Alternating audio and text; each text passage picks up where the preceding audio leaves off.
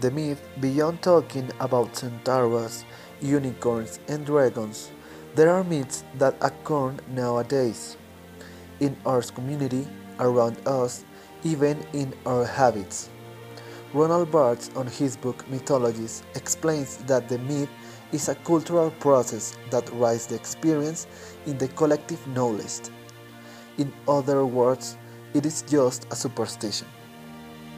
If we focus ourselves in our own culture and all around us, the myth appears in our daily life, in our habits, and for example, to simplify and filter the easy ways to explain it, we be chosen myth about the hair.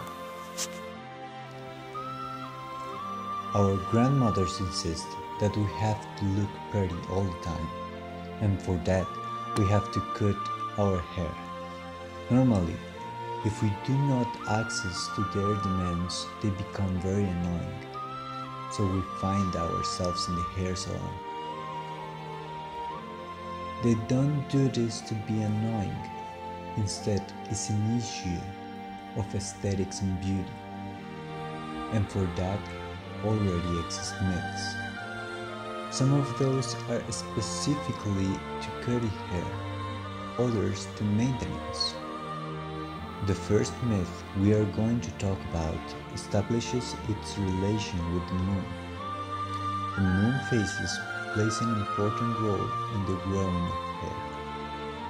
These phases are important to consider their effects in our hair when we cut it off. We must not cut it on the new moon phase.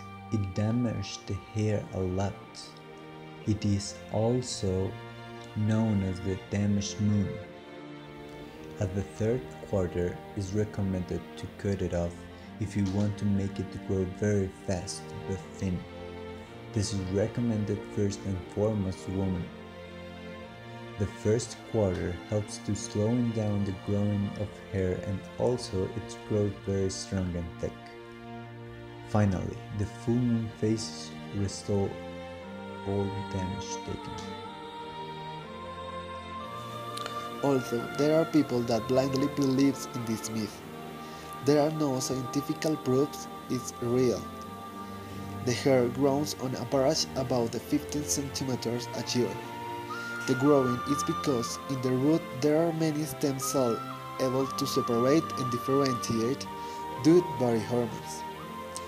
By the way, there is scientifically a lot of facts about the moon that influence in some of the nature process, like the intensity and the tidal wave.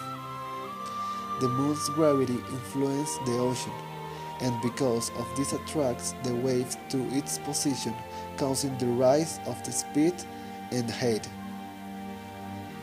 In the end, this natural process has no connection between them.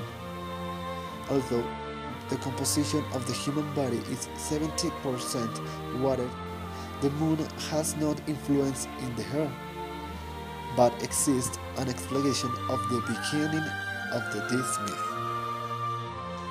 Some cultures around the world believe that cutting off the hair represents big changes in life, the beginning of new things and the end of others. Among other things, the moon phases already have a lot of coincidences in life, like the menstruation, that the cycle is about 28 days to. And through the years, the people have believed in these superstitions even though there is no fundamental, but they think it is true or they want to believe in that.